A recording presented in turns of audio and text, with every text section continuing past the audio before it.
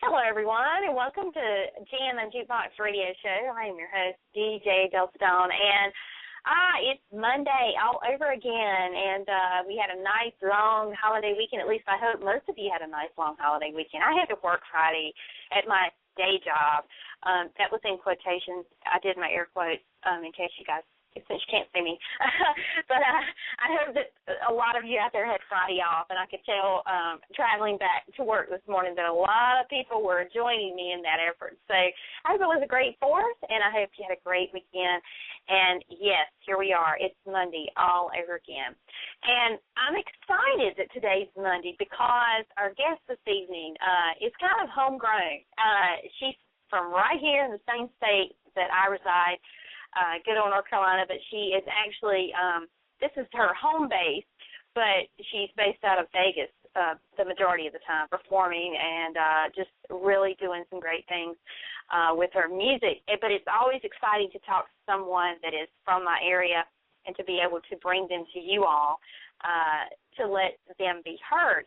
And to give you a little background on our guest tonight, she is a ChamberSoul cellist. Now, I'll get her to explain what that is when we get her on in just a moment. But she's also a singer-songwriter whose music is a sultry, a mix of acoustic pop and soulful jazz influence, contemporary folk. I mean, it's a great, great sound. And she has done some phenomenal things. She's performed with some really big artists, such as Sweet Honey and the Rock and Hamiett Bluett, drummer vocalist Vinx, the Blind Boys of Alabama, and the Indigo Girls.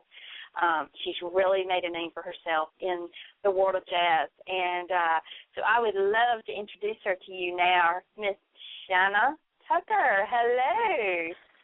Hey, how are you doing? I'm good. How are you? I'm good. I'm trying to stay cool. I probably shouldn't complain out here because at least it's not humid, but, what do I expect? I'm out here in the desert. How are you doing? Well, yeah, I'm great. Are you currently out in Vegas, or are you back here in North Carolina? No, I'm out here in Vegas. I'll be back in North Carolina mid-month in September for a little bit. Well, I know, I don't know if you've heard, but we've had going on now, this is the 3rd week of rain every day. Oh, my God, no. I mean, it's crazy. Yes, I mean, and as you know, North Carolina is not infamous for rain in the summertime. Other parts of the country get it, but we get the drought, right, and the high temperatures and the humidity, and it's just crazy. Well, we've had, mid to upper 80s and lower humidity, but rain. I mean, we had horrible storms last night that they just rolled through here, and they just all night long, one right after the other. So, yeah, see what you're missing? Well, I mean, I'm tempted to say, I don't know if you should be complaining because we haven't had rain. I mean, yesterday it, dripped for a second, and that was, the first rain that we had since March or something crazy. So, as you're talking about how torrential it is, I'm secretly like, man, what I would give to just smell a little rain every once in a while out here. It would be nice. But I don't want to be traveling in that, and I hope everybody's staying safe because that type of rain is never fun. Yeah. Well, I'm trying to be positive. I mean, at least we don't have 4,000 degrees humidity that we're so famous for right now. And the temperatures are bearable. I'm not complaining because there's so many other parts of the country like, where you are now that need the rain and aren't getting it, or this time of year you just don't get it. Or we could be having wildfires like they're having, out west. So I'm kind of thankful for the rain because at least today, we've had some sun, so that's been a nice reprieve. But it's really interesting the way the weather has been this year. I mean, you being from North Carolina, you know how hot the summers are, and it's just been weird. It's just weird weather. But nonetheless, well, I am so excited that you're on the show tonight. I mean, I know we've been trying to kind of hook up and do this for about the last, 8-9 months now. And so I'm so glad. I know. I mean, I'm so glad that your schedule finally permitted you to have some availability and us to have availability. It's just great to talk with a fellow North Carolinian and, someone from my part of the world. But you have done some remarkable things, and I have to say, being a native North Carolina, you've made North Carolina proud. I mean, I don't know if anyone's told you that, but it's not every day that someone, you know, we have a lot of homegrown talent that's gone on to do great things in the music world, but it's quite a mark on the entertainment industry when you have someone with your caliber of talent. Because it's not every day we're putting, you know, ChamberSoul cellists out there that are doing big things out in Vegas and, you know, the parts unknown. So I just want to talk to you a little bit about, I've been curious, what does the term ChamberSoul cellist mean? Or cellist, I should say. Excuse me. Yeah, ChamberSoul was a I guess a default that I started using to try to mesh the style of music. You know, we're always hemmed up for some level of definition or genre pigeonholing. Well, what kind of music do you play? Well, what kind of music do you do? Well, what do you sound like? And quite honestly, I don't. The ChamberSoul is a blend of the acousticness of chamber music, you know, where I prefer to use acoustic instruments that where if we're at a house concert or busking on the street, you know, we don't need an electric outlet, we don't need electricity to do it. But of course, you know, when you're performing live, you're going to be amplified, but it's more an enhancement of amplification. And also it speaks to, I guess, kind of a nod to my classical training.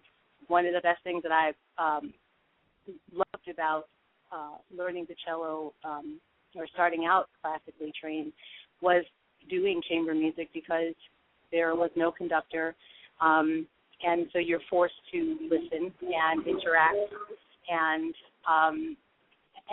respond and participate and just be present with the other musicians and the other instruments and have all of these different conversations. So that was the best thing about chamber music, listening and participating in it for me. And the soul part is not, you know, it's not soul music like Otis Redding or Aretha Franklin. It's not that. I would be foolish to say, yeah, you should totally expect me to sound like that.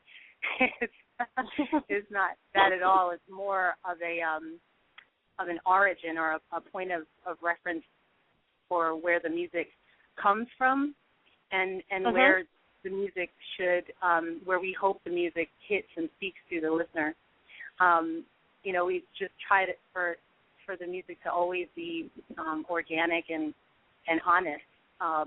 Whether it's music that's original compositions or a recrafted cover or a jazz standard, for me, my job is always to tell a story, whether it's instrumental or whether it has lyrics, and I just want people to feel a certain level of intimacy from the chamber acoustic portion of it, and for the delivery to go from one inner place to another, from artist to audience. So that's my long answer. ChamberSoul. Hey, I love it. Well, and I love that how you've invented your own, you know, definition of what you consider to be the genre you're in, because it's not just one particular genre. I mean, the first time I heard your music, and you can tell me, correct me if I'm wrong or whatever, but the first time I heard your music, as I was listening to it, I was like, oh my gosh. I mean, number one, I was really blown away because when not really knowing what a ChamberSoul cellist was. I mean, I knew what a cellist was and I know what they sound like, but the type of music that you've created, the sound that you've created is just really, it really takes you by surprise. It's not what you're expecting. And when I was listening to your music initially, there was an artist from the late 80s, probably more in the 90s, that came to mind that it reminded me of, and that was Tracy Chapman. She was not a thank you. She was not a cellist, but her music kind of had an infused mix of different sounds. You know, you could hear a little bit of funk, you could hear a little bit of soul, you could hear a little bit of R&B, but it's jazz and then the acoustic, you know, touch to all of that. And it was just like, oh, my gosh, this is so cool. I mean, because we really haven't had an artist on the scene since Tracy Chapman with a style that brings together so many different listening genres that people enjoy. And I really like your music. It's very soothing. It's very relaxing. I mean, your music's the kind of music that at the end of a long, stressful day, you just come home, pop it in, and within minutes you're just relaxing. I mean, it's that good, and it really does that. Bless your heart. Thank you. So, yeah, I mean, you're so incredibly talented. It's just amazing how you've arrived at the sound that you've got. And speaking of... What's interesting is... Oh, I'm sorry to interrupt. Go ahead. That's okay. I think, I guess the question, not a lot, but the... I guess maybe the inferred question is like where does this, why or where does this sort of mashup of music, like, is it intentional, or do you, like, is that your shtick, or what are you doing? And I know, just like with anything else, we're, first of all, ain't nothing new under the sun. As old as humankind is, you're not really coming up with anything new.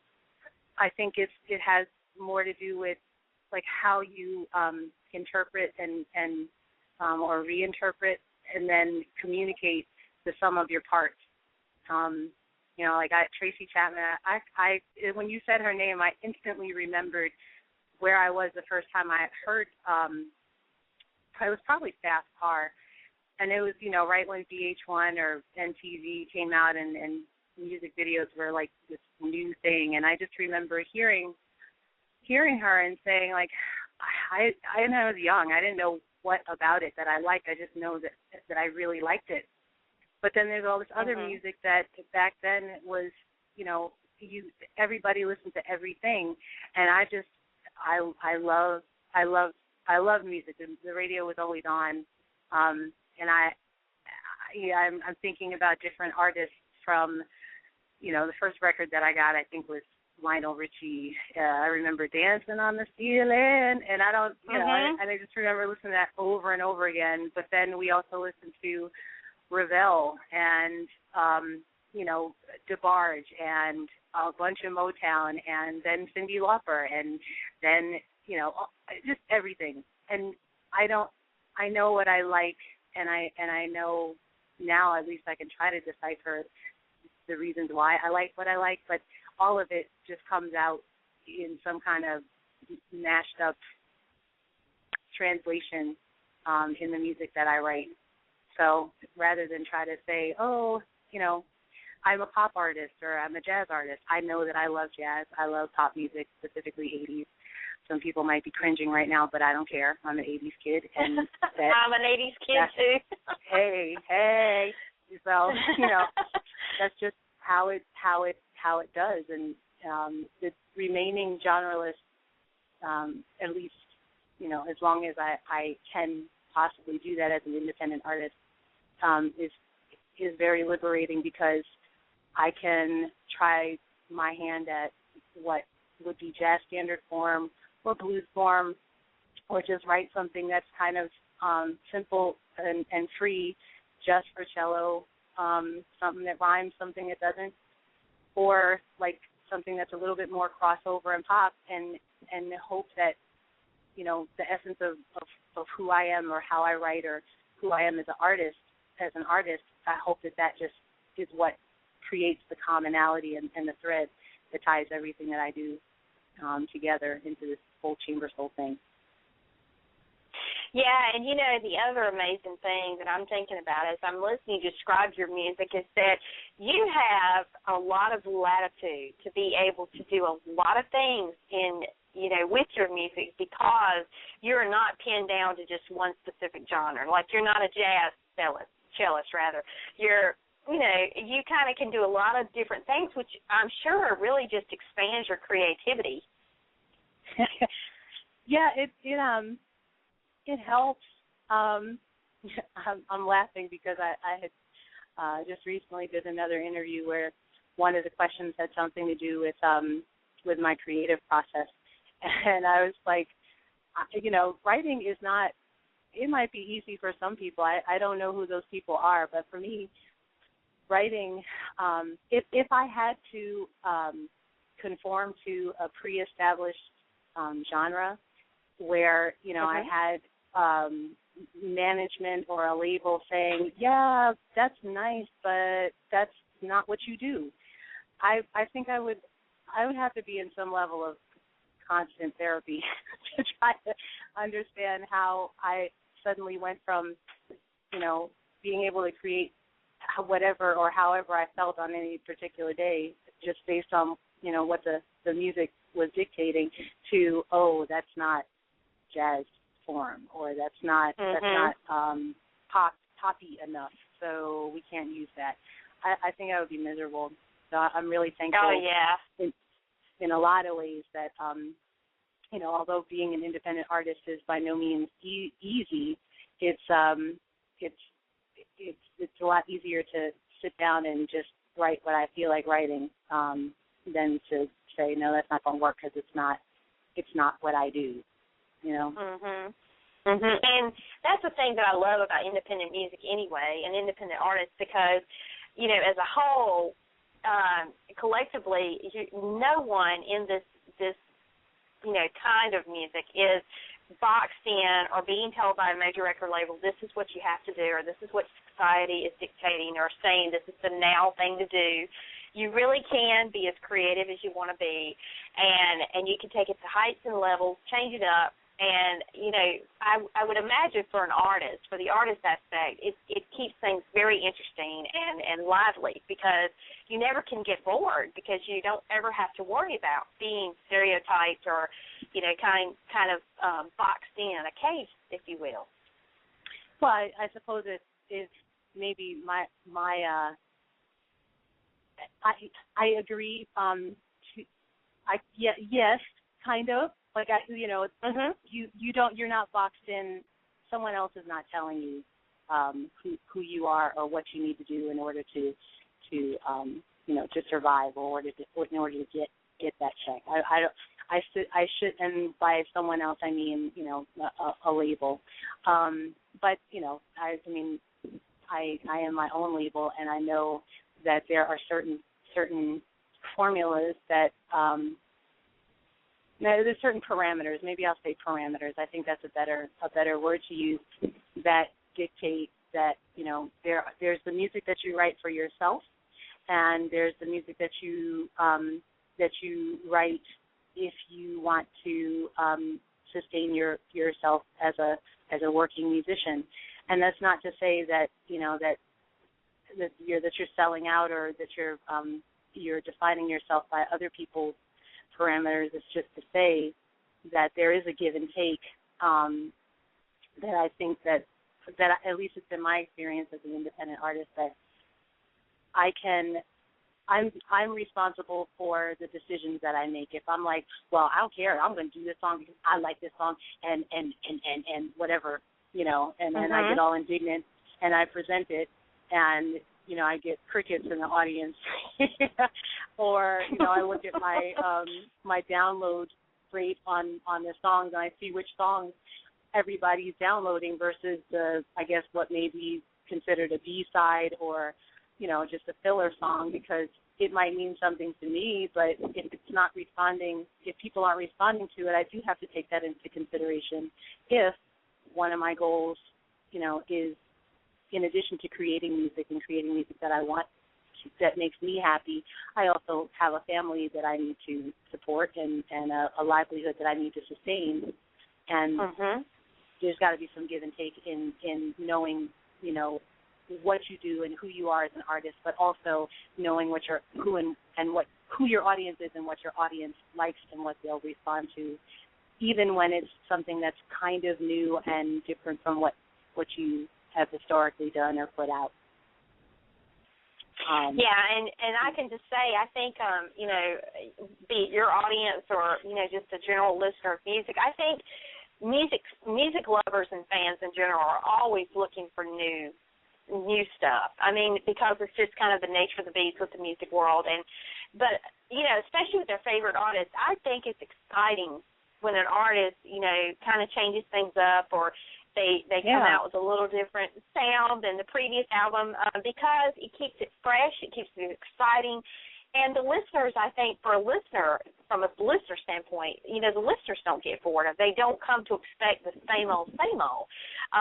It's more of a, I wonder what she's going to do next kind of thing. And if there's an anticipation there that, it's kind of a wait and see. And there's a lot of excitement that goes into that. So then when they hear that project, it's, it really is, for pardon the pun, but music to their ears kind of thing, because it is something new and unexpected. Yeah, I think that people, I say this a lot, or at least I try to remember this a lot, that people don't know what they like, but they like what they know.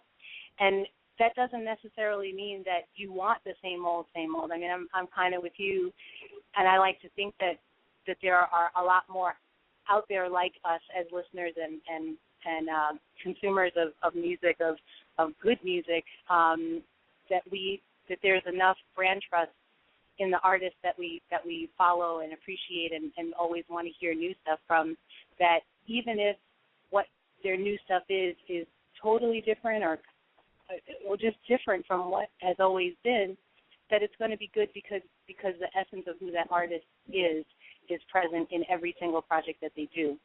Like, I remember when I went to see Norah Jones a couple of years ago, and I remember hearing from people sitting nearby, they were kind of irritated because, they were like, oh, she's playing all her new stuff, and I don't want her to play guitar. I want her to play piano. I want to hear Don't Know Why, and they're screaming it, Don't Know Why, And I'm thinking, as an artist, first of all, I know that Norah she is probably so tired of playing Don't Know Why, but you have to do it because that's what everybody wants to hear. That's thing one. Exactly. But thing two, exactly. I was giving her that because she got up off of the piano bench. She got up from behind that instrument, and she was learning a new instrument. She, was debuting this electric guitar, this new sound, but the essence of who she is as a writer and an artist was still there. And I was like, you better do that daggone thing. You go, girl. Because we have to continue to evolve. You can't sit and keep doing the same old thing, or else you will die inside. As an artist, if you keep on churning out the same stuff just because somebody wants to always hear the same stuff, it's not gonna be as good as the stuff that they love, because your heart is not in that. And I know that people, even if they can't just, put words to that reality, they know when something's different, and they know when it's not genuine, and they know when it's not organic, and nobody wants to buy that crap. So, yeah. That's so true. Yeah. Well, I have to talk to you about your latest project, and because I think it's been a real labor of love, and I must tell you, the tracks that you sent me, I absolutely love. I mean, I cannot stop listening to them. And I like all kinds of music.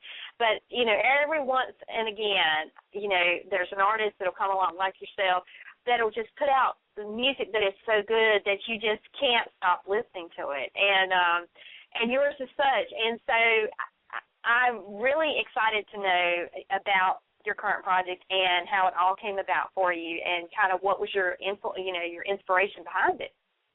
Oh, yeah, sure. First of all, thank you for that, because I know as a DJ that you'd be listening to a lot of music. So if that's what this sweet song is doing for you, then yay, amen. My job is, I'm doing my job effectively. Yes, thank you. Just Go is my latest single that is scheduled to be released next Tuesday, July 16th, 2013, and it is Just Go is a song that really was, is one of what I call a road song, because when I was living in North Carolina full time, I was just in the car a lot, and that's where the majority of song ideas were born. On I-40, on 85, on 440, on 147, just Raleigh-Durham area.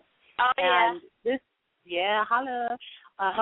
Sorry, I need to shout out real quick to all of my Moral Monday people they're probably going to have to listen to the broadcast later because they're out saving North Carolina right now. So if you guys, if you can hear me, I'm there with you. I'm sorry, I had to say that. I had to remember that. Okay, anyway. Oh, that's fine. Sure. Yeah, Just Go is basically it's a diary. It's an excerpt from my diary. You get to a place where you got your job saying more, you got your family saying, everybody's just pulling you in a bazillion different directions, and sometimes you just want to just press the pause button, press the mute button, and just get in your car. No GPS, no nothing. You're either going to the beach.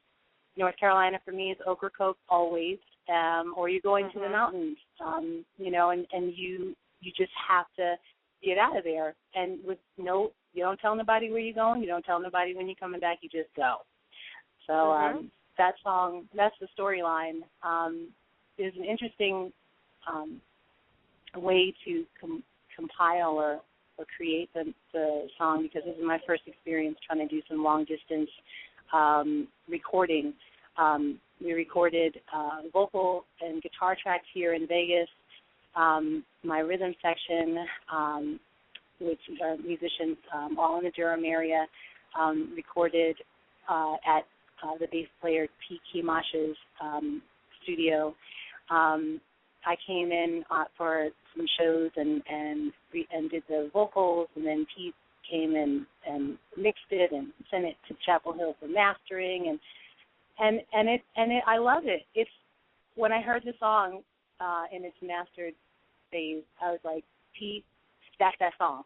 I now know that grammar is horrible, but I was pointing in the air. I was like, that is that song. That's it. There's nothing more that can be done to it. So yeah, there you go. That's my story behind that one. That's awesome. And now, in a related story, we have a question from the chat room. Someone is asking. Her name is Deb. Deb Cuz, actually, and she asked, how long did it take you to write the entirety of Shine? Oh, hi, Deb. Let's see. Shine is interesting. It was there are a couple of songs on that record that are what I call carry with songs, and they were songs that I had written years ago, like The Precious Ones in November, and Shine, actually. Shine is an old song, I guess, by standards of today, that I just wanted to have a place finally, and not just always, being in the obscurity of I might do it on this set, or it's only live, or somebody recorded it with their phone and whatever. But then the other songs took, I'd say, a couple of months, because I was going through something, girl. I was going through something, and those I was going through a couple of things, and those stories just kind of largely wrote themselves. And then we had to get the music together and get the recording process. I think we were only in the studio a month. I don't even think it was a month, because we had to get it out on a timeline. So yeah, it was a collective, cohesive, hurry up. But wait, let's add these old songs. But the rest are brand new, and okay, it's done. Process. Well, I must tell you, it is a great project, and even though it kind of was you got it done by the deadlines in kind of a hurried fashion, and you didn't have a lot of time to spare, it came out beautifully, and it's so well done. And mad props to you for that. Every piece of music that I've ever heard from you, it's just that way. You just get that, moment of just pure enjoyment when we listen to your music, because it's not just instrumentation. It's, you're a brilliant singer. Your voice is beautiful. And of course your songwriting abilities speak for themselves. And so it just kind of goes without, any kind of explanation needed as to just your music really does speak volumes as to the kind of artist that you are. And I love the fact that, if you're from North Carolina like we are, then the hints and traces of things in your songs that only we would understand, but yet can be universal, you know? And that's a great thing because it's introducing certain elements of our great state, you know, to the world. And they may not recognize it as such, but we do. And that's what makes it personal, too, for you. Well, that CD, this one of the things that I love and will always hold near and dear to my heart is that it took me a second to find, because I grew up in New York and I moved to North Carolina in 2003 from Washington, D.C., but I didn't start performing again until 2008, 2009 for a couple of reasons. I don't even know if we have time to, probably don't have time to go into all of that. But it took me a second to find the musicians, you know, that I knew would be able to translate what the message that I was trying to convey. And I have to mention the incredible talent that I think, with the exception of one artist or one song, there was an artist in New York that I asked to play Rose on one of the tunes, but everybody else is mostly everybody is from Durham.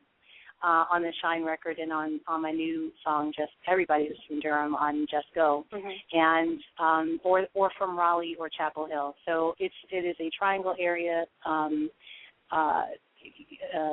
Sound is a triangle area group of musicians who just brought my songs to life, and their thoughtfulness and tastefulness and just tastiness. They are incredible musicians, and I am so thankful and proud that is something that I didn't have to go up to New York or down to Nashville or Austin or Los Angeles to find. They're right there, and they're doing their thing every single day. And I'm proud to know them, and glad that they're on the record. Yeah, and North Carolina is very blessed to have some incredible talent. And when you look at, you know, some of the music competitions out there where North Carolina has been represented well, probably more than any other state in the U.S., and so many talented people have come out of our state, have gone on to do great things, and you are no exception. So I am excited for your new record, and I'm thrilled to be able to finally talk with you. And I look forward to many, many more great things to come. As you get new stuff, just send it my way. I'll be happy to play it, promote it, whatever you need. And of course, would love to have you back anytime to chat about anything new and exciting you've got going on. This has been great. This is never enough time, let me tell you. I know it. I was hoping that we could talk a little bit about my little Chicago show on the 20th of this month, but you know what? If people will just go to my website, yes, this is a shameless plug, but that's what we do as independent artists. That's okay. ShanaTucker.com. If you just go there and sign up at ShanaTucker.com for my e-news, you can find out a bunch of information about the Chicago show, Songbirds, and Just Go being released on the 16th, and a whole bunch of other stuff that's interesting and fun. Well, for the listeners, we're going to play Just Go. Just Go. I'm getting all tongue-tied. I'm so excited because I've heard it, and it's not come out yet. So I guess this could be like technically the official world premiere maybe to get people really excited because I'm... Yeah, that is right. It is the world premiere right really? now. Well, I was kind of, tongue-in-cheek ad-libbing, but hey, I'm honored. But I'm telling you, when people hear it, they're going to get so excited like I did. They're going to want to go buy it because it is just that good. So just to go buy the record, folks. That was good. It was a little cheesy, but it was good. Very appropriate. Actually, you know what?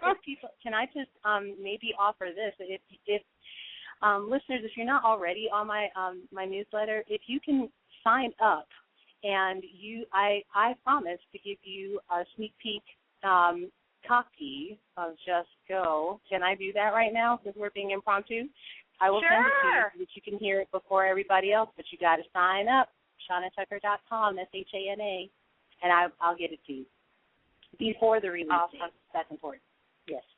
Well, I say that's a great deal. So everyone's in for a great treat. And, Shana, thank you so very much for being with us this evening and being our special guest. It's just been great speaking with you. And like I said, you're welcome back anytime. Let's just plan to do it on more of a regular basis so people can keep up with you and just know what's happening. So we'd love to do it. We can put our schedules together. Let's not wait 8 months next time. How about that? I know. How about that? And congratulations to you on your upcoming anniversary, too. I love that you've been on for a while. Yes. Yeah, we were doing very well. We're at about 725,000 listeners now, so it's really taken me by surprise. I just started this as a hobby a year ago and wanting to help indies out, and it's kind of grown beyond anything I could have ever envisioned. So I'm very excited about that. So, but thank you so much. Yeah. Well, best of luck, and I understand you've got some shows coming up here in North Carolina later in the year, and I'm going to definitely mark my calendar because I want to try to get out to one of them and see you live. So I look forward to that. So I'll be in touch with you about that closer to that time. But in the meantime, take care out there in Vegas. Keep doing what you're doing. Always glad to hear from you, and best of luck for much continued success. Well, thank you so much for having me. I appreciate you, and I'll try to stay cool if you try to stay dry. All right, that sounds great. All right, take care, Shana. All right, thanks, DJ Delta Dawn. Bye. Bye-bye. What a lovely, lovely person. I love her. And I'm not even saying that because she's from North Carolina, but, hey, it helps. The homegirl, she's my homegirl from Carolina, and love it. I forgot to ask her who her favorite sports team is, but we'll talk about that next time. Well, I don't want to keep you guys in suspense any longer. I want to play for you now her brand new single that is going to be dropping very soon. And you heard what she said. Go to her site, ShanaTucker.com. Right there on the front page, you can sign up for her e-newsletter, which will keep you up to date, up to the minute of everything she's doing, when she's doing it, and where she's going to be performing. And she said, you just heard, she'll get you an advanced copy of this song. I want to play it for you now. You're in for an amazing treat. It's called Just Go.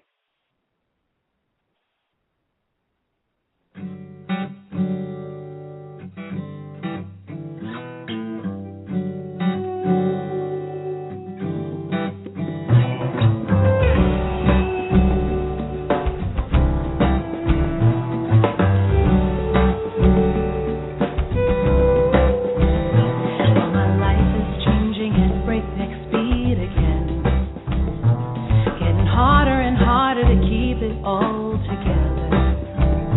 People want what they want when they want it, perpetual spin. I'm moving 1,000 miles a minute and it's not gonna get better. That I'm pulling 1,000 different directions and it ain't getting any better, no. But these are the times when a trip to anywhere sounds so nice. Pack an overnight bag and throw it in the backseat next to the dog and drive. Go to the beach or to the mountains, destination unknown. It's about time to just go.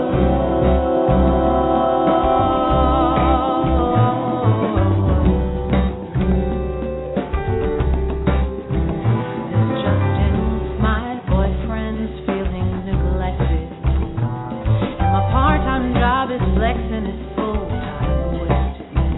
If this is the price I pay for being a struggling artist, well then maybe the bill collectors might give me a little bit more of a break. No, but the bill collectors ain't trying to give me no break. There are times when a one-way ticket just sounds so sweet. Pack a carry-on bag and throw it in the overhead and find me a window seat. Go to the beach or to the mountains, destination unknown.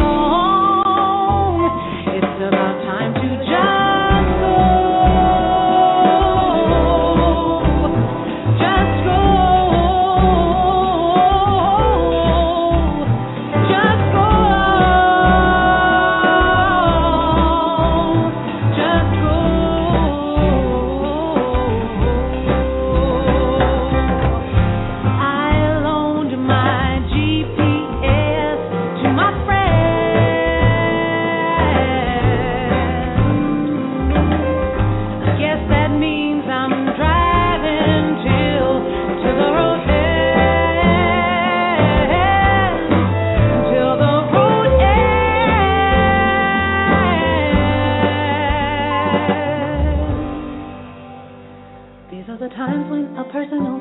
just won't do.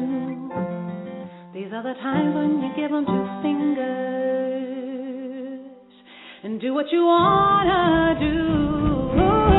Oh, these are the times when a trip to anywhere sounds so nice.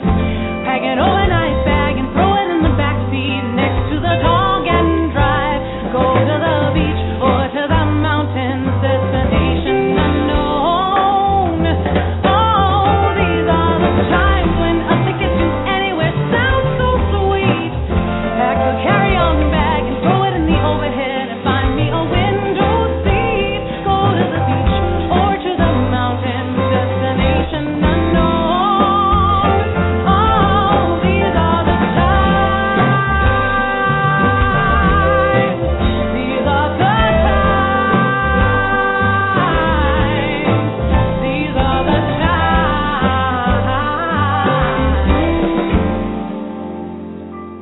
It's about time to just go.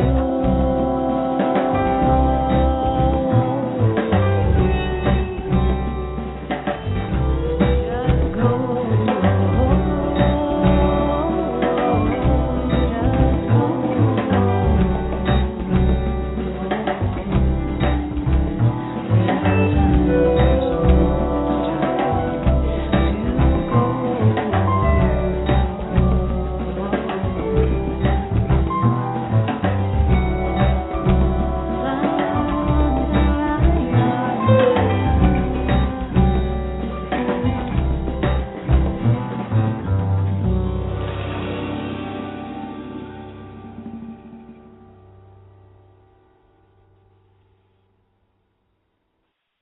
SHANA Tucker, and love that. And I must tell you, the song is Just Go, and I tell you, if you like it, just go to her website, sign up for her e-newsletter.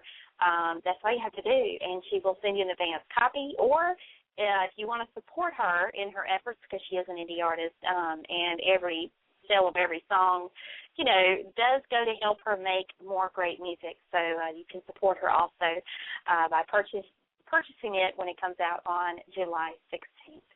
So, again, we want to say a huge thank you to our very special guest this evening, SHANA Tucker, and thank you to all of you who took time to listen in. If you're brand new to our program, welcome aboard. We're always glad to welcome in new listeners, and we hope that you will be back again real soon. And that is going to wrap our show for this evening, folks. So if you'd like, we will be right back here. Let's see, when will we be back next? Thursday evening. We have a great artist coming up. Her name is Sade Serena. She'll be here at 8:30 p.m. Eastern. So if you're so inclined, please feel free to tune in for that. And with that, I will wish you all well. Have a great night, and we'll see you again real soon. Good night, all. Thanks for listening to tonight's show. You can connect with Jammin' Jukebox Radio Show on Twitter at Jammin' Jukebox or on Facebook at Jammin' Jukebox Radio Show. Check out our website at thejamminjukebox.com. Also, follow us on Blog Talk, where you will be always up to date on every episode as we add it. Each episode is available for immediate download upon the conclusion of each broadcast, and as always, on iTunes. Thank you for joining us.